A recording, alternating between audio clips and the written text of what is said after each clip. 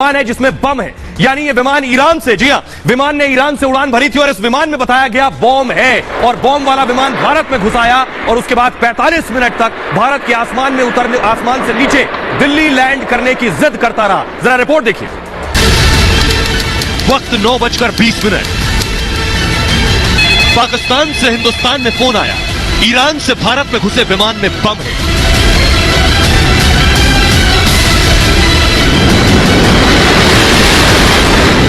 इस खबर के बाद देश में हड़कंप मच गया। और इस वक्त की बड़ी खबर आपको बता दें, बड़ी खबर सूत्रों के हवाले से ईरानी विमान में बम की सूचना से हड़कंप मच गया है।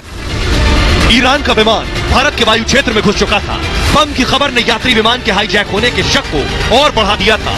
बम वाला विमान देश की राजधानी दिल्ली में उतरना चाहता था। उतरने का, लैंड करने का ऑफर मिला था, लेकिन पायलट ने साफ इनकार कर दिया, जिसके बाद लगातार सवाल ये बना हुआ है कि आखिर क्यों दिल्ली में ही ये विमान उतरना चाहता था। सभी के दिमाग में कंधार हाईजैक की तस्वीरें घूमने लगी। एक्सपर्ट विमान में बम और आतंकी मौजूदगी से इनकार नहीं कर रहे थे।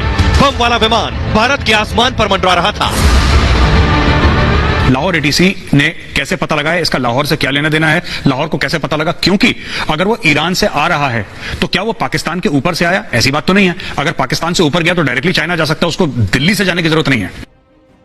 और आइए आपको चारों तरफ एक्सपर्ट बैठकर अपनी राय दे रहे थे। सबसे पहले आपको मैप के जरिए बताते हैं। देखिए कहां से विमान आया, फुल स्क्रीन लीजिए जल्दी से मैप। कहां से विमान आया जो कि भारत में घुसा था, ये आप देख रहे हैं। ईरान से विमान चलकर ये देखिए दिल्ली में घुसा, ईरान से पाकिस्तान होते हुए दिल्ली में गया। ये बात सामने आई 45 मिनट तक। ये देख रहे हैं आप, ईरान से चला और किस तरह से ये दिल्ली में घुसा विमान। आइए अब आपको पूरी कहानी बताते हैं। जैसे ही ये विमान दिल्ली के हवाई क्षेत्र में पहुंचा, उसके बाद एयर ट्रैफिक कंट्रोल एक चीज होती है, एटीसी पर बताया गया और पाकिस्तान से खबर आई। ये देख रहे हैं, यह है एटीसी। इस तरह से होता है एयर ट्रैफिक कंट्रोल, जिससे हवा में उड़ने वाले जहाज का पूरा कंट्रोल रखा जाता है। एटीसी को विमान पाकिस्तान के एयर स्पेस से दरअसल भारत में घुसा था। उसके बाद यह एक ईरानी महान एयर की फ्लाइट थी जिसमें बताया गया बॉम्ब है, इस विमान में बॉम्ब है और यह भारत में घुस चुका था। सूचना मिली इस ईरानी विमान में बम मौजूद है। दिल्ली एयर ट्रैफिक कंट्रोल को यह इनपुट दिया गया, पाकिस्तान से इनपुट आया कि यह जो विमान भारत में घुसा इसमें बम है। यह बम का इनपुट लाहौर एटीसी से भारत आया था।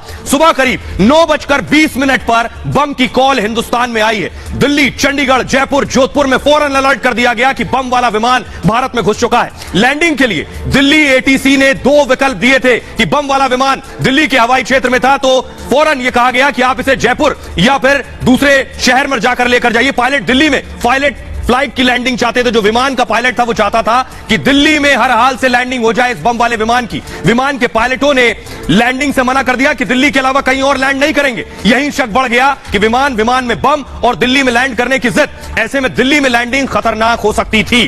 पायलटों की दिल्ली लैंडिंग की जिद पर अलर्ट दिया गया और भारतीय वायुसेना ने तुरंत मोर्चा संभाल लिया। उसके बाद आपको बताऊं, फाइटर जेट्स सुखोई ने ईरानी विमान को चारों तरफ से घेर लिया। आइए अब आपको बताऊं कैसे, कहां से कहां जाने वाला था। देखिए जरा कैसे विमान उसके पीछे लगे। मैप डालिए, मैप दिखाइए। ये आप देख रहे हैं एटीसी ने बम वाले विमान को कहां जाने को कहा। उन्होंने कहा कि जो कि दिल्ली के हवाई क्षेत्र में थे उनसे कहा गया आप चंडीगढ़ चले जाइए या फिर जयपुर चले जाइए। उन्होंने चंडीगढ़ और जयपुर जाने से मना कर दिया। और आइए अब आपको बताते हैं उस दौरान डिफेंस एक्सपर्ट्स क्या कह रहे थे, सुनिए जरा। तेहरान से गंजौर चीन में जा रहा था और इसको बम स्केयर दिया गया और इसमें परमिशन लेने की कोशिश की इसने कि मुझे लैंड किया जाए भारत के एयर स्पेस में। और जब ये भारत में था तो इसको परमिशन दी गई कि आप जयपुर या चंडीगढ़ लैंड करें, मगर ये नहीं माना और ये इंसिस्ट करता रहा कि मुझे जो है दिल्ली में ही लैंड करने की परमिशन दे। तो इसमें बड़ा शक हुआ और इसके साथ साथ जो ईरान की एयरलाइंस थी और ईरान की जो अथॉरिटी थी उनके साथ भी बातचीत हुई तो उन्होंने भी बताया कि इसके अंदर कोई बम स्केयर नहीं है। तो ऐसे में जो भारत के वायु सेना के सुखोई 30 MK आई है उसको एस्कॉर्ट किया और भारत की एयर स्पेस से इसको बाहर धकेल के आए। और देखिए जब ये बम वाला विमान भारत में था तो फौरन हमारे लड़ाकू विमान सुखोई ने टेक ऑफ किया। सुखोई ने उड़ान भरी उस विमान के पीछे जिसमें बम था। दो विमान सुखोई विमान दो पीछे लग गए उस विमान के जिसमें बम था। देखिए जरा सुखोई ने कहां से उड़ान भरी, मैप के जरिए आपको दिखा रहा हूं। ये सुखोई दोनों अलग अलग जगह से उड़ान भरी है। ये आप देख रहे हैं दिल्ली में था ये विमान, लेकिन पंजाब और जोधपुर से दो सुखोई विमान ने उड़ान भरी, कोई खतरा ना हो रक्षा और सुरक्षा के लिए। आइए अब आपको बताऊं कि भारत के लड़ाकू विमान ने आखिर क्या किया जब दोनों विमान आखिर ईरान के विमान के पीछे लग गए। तो भारत के आसमान में आपको बताऊं, जैसे ही बम की खबर मिली एयरफोर्स ने फौरन मोर्चा संभाल लिया और मैदान में सुखोई जंगी विमानों को उतार दिया गया। पंजाब और जोधपुर एयरबेस से फाइटर जेट्स ने सीधे आसमान में उड़ान भरी और ईरानी विमान को चारों तरफ से घेर लिया गया। काफी देर तक ईरानी विमान आसमान में उड़ता रहा और सुखोई विमान उसका पीछा करते रहे। हालांकि इस दौरान सुरक्षा को देखते हुए ईरानी विमान और फाइटर जेट्स के बीच पर्याप्त दूरी थी। काफी देर तक यही सिलसिला जारी रहा, जिसके बाद सुखोई फाइटर जेट्स ने ईरानी विमान को भारतीय एयर स्पेस से बाहर ढकेल दिया और भारतीय फाइटर जेट्स अपने एयरबेस पर वापस लौट आए। एयरफोर्स अपनी भाषा में इस ऑपरेशन को आपको बताऊं स्क्रैम्बलिंग कहती है। दो लड़ाकू विमान जब किसी दूसरे को खदेड़ कर आते हैं इसे स्क्रैम्बलिंग कहा जाता है। ये स्क्रैम्बलिंग क्या होता है, आइए अब आपको बताता हूं ये स्क्रैम्बलिंग क्या है, सरल भाषा में बताएंगे और किस तरह से इस पूरे ऑपरेशन को अंजाम दिया जाता है ये आपको बताने की कोशिश करूंगा। ये देखिए ग्राफिक्स के जरिए, सरफेस फ्लोर ग्राफिक्स प्ले कीजिए प्लीज। और आपको बताऊं कि दो लड़ाकू विमान ठीक इस तरह से जो आप देख रहे हैं, इस तरह से ईरान का विमान उड़ रहा था और पीछे से देखिए जरा दो सुखोई आपको नजर आ रहे हैं। ये देखिए दोनों सुखोई उसके पैरेलल चल रहे थे दूरी बनाकर। स्क्रैम्बलिंग, इसी को स्क्रैम्बलिंग करते हैं। स्क्रैम्बलिंग वायुसेना की भाषा का शब्द है। दरअसल आपको बताऊं इसका मतलब है इमरजेंसी में फाइटर्स की तैनाती करना। ठीक इस तरह से फाइटर्स की तैनाती की जाती है विमान के अगल बगल। और क्योंकि खबर यह थी कि ये जो विमान उड़ रहा है इसमें बॉम्ब है और ये भारत में घुसा है, भारत के आसमान में उड़ रहा है, इसलिए दोनों लड़ाकू विमान भेजे गए। और तैनाती के साथ आपको बताऊं एक्शन के लिए फौरन तैयार रहते हैं पायलट्स। इमरजेंसी में तैनाती के लिए समय लगता है और सबसे पहले एयरक्राफ्ट क्रू तैयार होता है। पायलटों के जी सूट जो पहनते हैं वो सूट जिसे जी सूट कहते हैं, जी सूट पहनते हैं। एयरबेस पर सायरन बजना फौरन शुरू हो जाता है। इस इमरजेंसी सिचुएशन में पायलट हेलमेट लेते हैं, अपना विमान की तरफ जाते हैं फौरन। इसी प्रक्रिया में उन्हें 4 से 5 मिनट लगते हैं और यही बहुत इंपॉर्टेंट है। माना जाता है सबसे कम समय जिसमें लगे वो सबसे बेटर अचीवमेंट है। 4 से 5 मिनट लगते हैं। इस समय को स्क्रैम्बलिंग टाइम कहा जाता है। कितना वक्त लेते हैं आपके पायलट तैयार होकर फाइटर जेट में बैठने में। स्क्रैम्बलिंग टाइम जितना कम होगा उतना ज्यादा अच्छा होता है।